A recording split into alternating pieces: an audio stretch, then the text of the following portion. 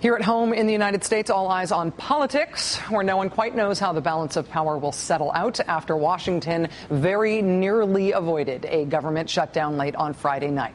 And in the midst of that uncertainty, behold, the living definition of political opportunity.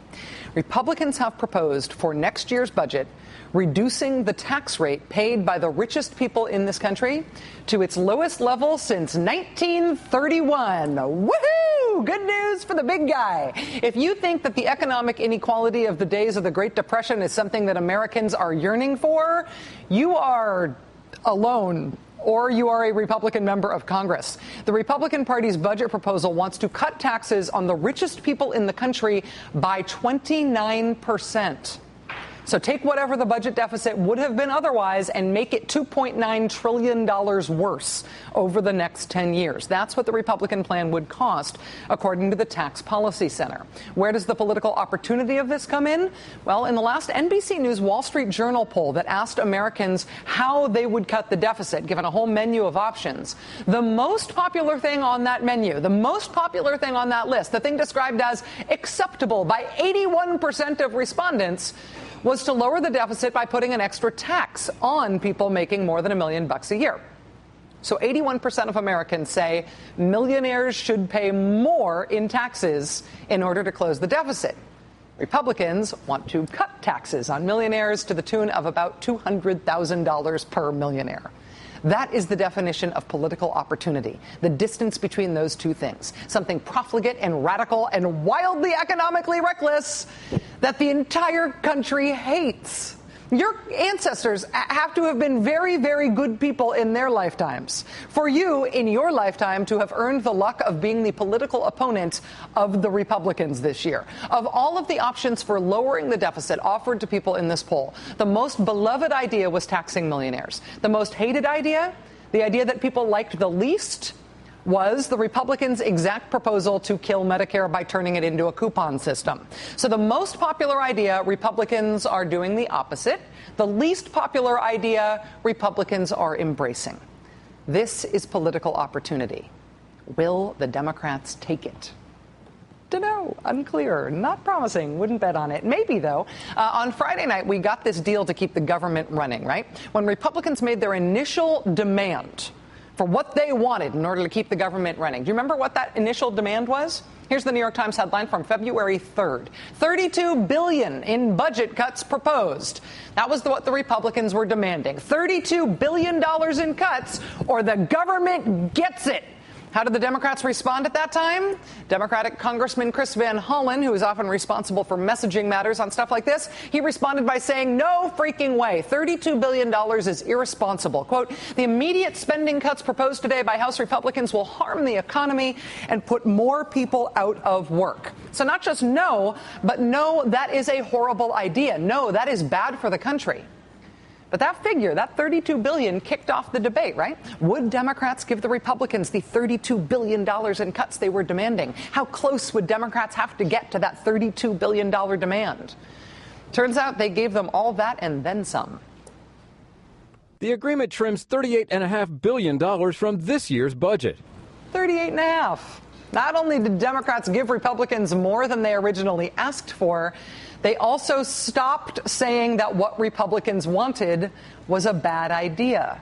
I mean, Chris Van Hollen was right in economic terms. Taking $32 billion out of the demand side of the economy right now while we're still trying to recover from a Great Recession probably will slow down the economy. It probably will result in fewer jobs. It probably will result in the recovery taking longer and going slower and unemployment staying higher. That's the way this works, economically speaking. So even if the Democrats felt like they had to be the adults in the room, they had to stop the Republicans from shutting the government down, they could have done so while also saying, hey, we didn't really want to do this. What the Republicans want is wrong. It's bad for the economy. It's bad for the country. We had to give them this thing that is bad for the country in order to stop something even worse that they wanted to do. But it's a bad idea. Democrats could have said that. Instead, they said this. This agreement between Democrats and Republicans, on behalf of all Americans, is on a budget that invests in our future while making the largest annual spending cut in our history. I have an enormous Labrador. He turns 4 this summer. He's really big, and he's sort of tough-looking, but Susan and I call him the giant baby. Because even though he is a big, tough-looking dog, he whines like a baby. When he wants to go out, he whines. When he wants to come in, he whines. When he wants to eat dinner, he whines. When dinner's over, he's a whiner. He constantly whines. And why is that? It's my fault. I hate the sound of him whining, so I do what it is that he wants me to do in order to get him to stop the blessed whining.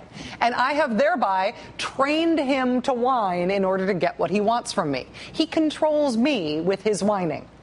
The giant baby. So I understand how this happens. We all understand how this happens.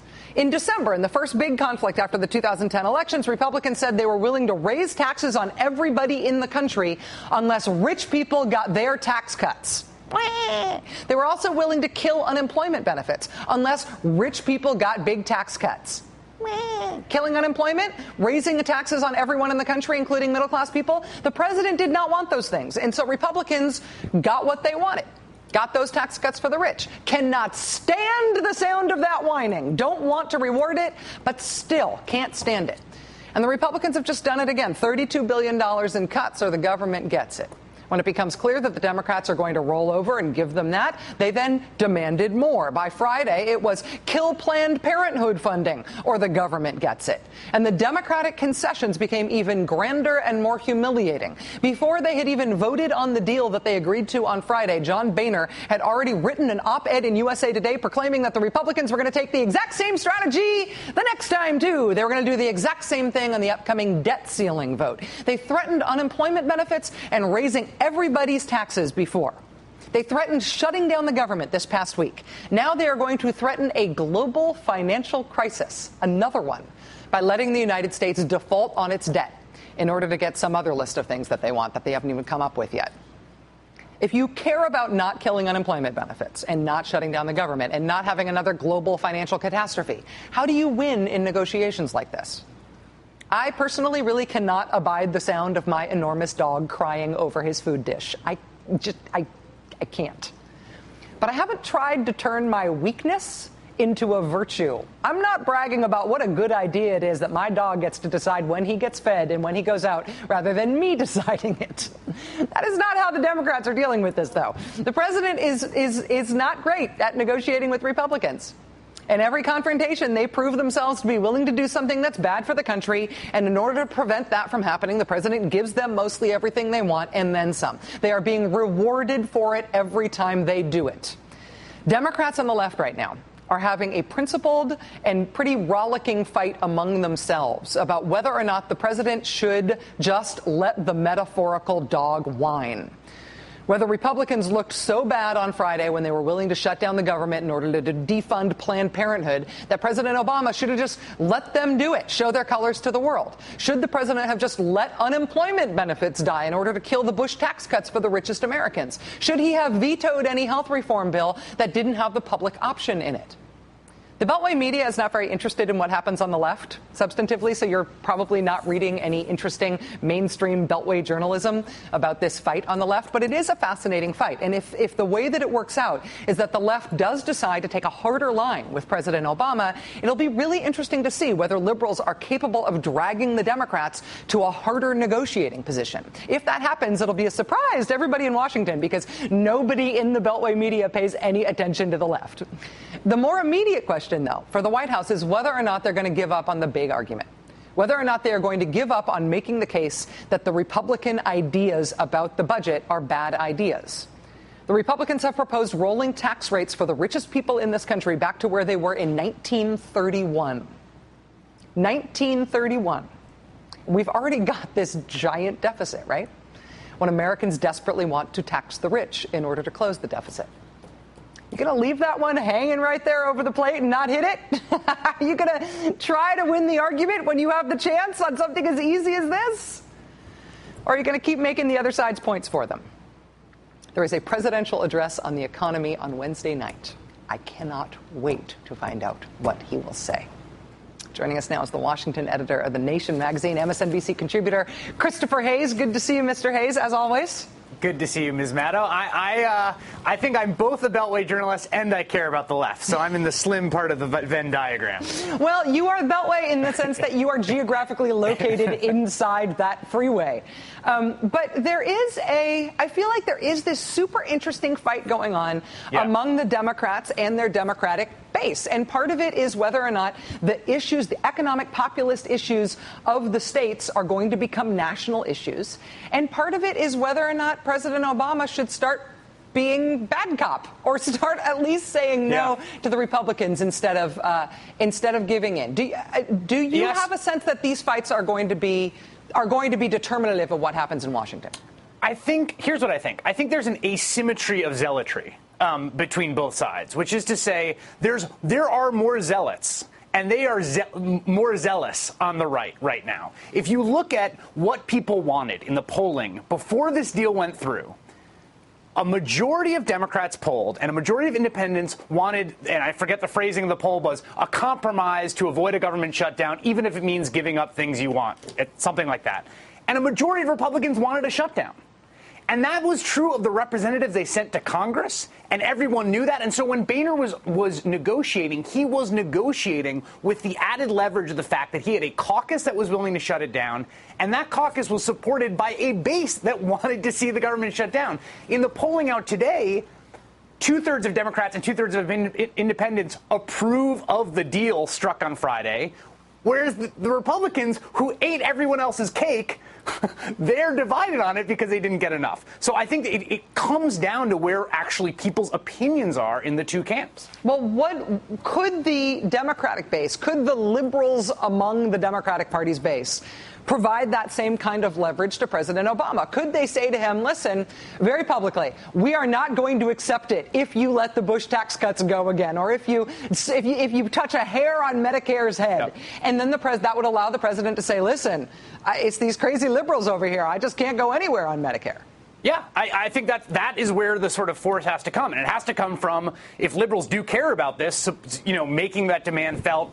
And remember, this doesn't all happen in the negotiations in the 2 weeks. There is precedent here in the dreaded primary that every Republican member of the House and the Senate is terrified of, a Tea Party primary. And so they have already been kind of kept in check prospectively by the round of primaries that happened in 2010. So you can't do this overnight. This is a sort of long-standing thing that's been built up that has ceded more and more power to the ultra-conservative, ultra-reactionary right wing of the party. That's something that you can put in place on the liberal side, but it takes time. It's not an instant thing. You can't show up tomorrow and say, now we're going to break you, because that threat has to be credible. What do you think is going to happen on Wednesday night when the president gives this speech on the economy? They were obviously priming the pump this weekend, trying to get people used to the idea that he's going to talk about Medicare and Medicaid. And when people do that in this case, in cases like this, they are not usually just talking about defending it from the people who want to cut it. They're talking about their own cuts.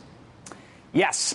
So I'm terrified of that, frankly. I mean, I think everyone is on tenterhooks about exactly what that is going to look like. I think one thing is clear. The austerity or investment argument has been conceded to the austerity side. The brand that the president is shooting for is austerity with a heart, right? Smart austerity. Pluff said on this Sunday, we're going to use a scalpel and not an axe. So it's going to be the kind of moderate version of whatever, nuttiness Paul Ryan throws out there. But of course, as many people have pointed out, that moves the center of this debate way over to the right. We have unbelievable amounts of physical and human resources lying fallow, rotting away, wasting in this country with almost 9% unemployment, with houses in foreclosure. All of this is just sitting there idle, not doing anything, not living up to its productive capacity. And we're not having a discussion about how we get that moving again. We're having a discussion about how we cut. And frankly, it's madness. It's madness for the recovery, and it's madness for what it really means for real people's lives at the bottom of the social pyramid where representation is the thinnest. And it is also political madness to take something like the other side wants to kill Medicare and to walk away from that, or to join them on that side rather than using it as a cudgel. Chris Hayes, Washington editor of The Nation magazine, MSNBC contributor. Chris, let me just say that when you were guest hosting for Ed on Friday night and handling all that breaking news, I was riveted. You did a great job. Thank you, Rachel. Thank you very much.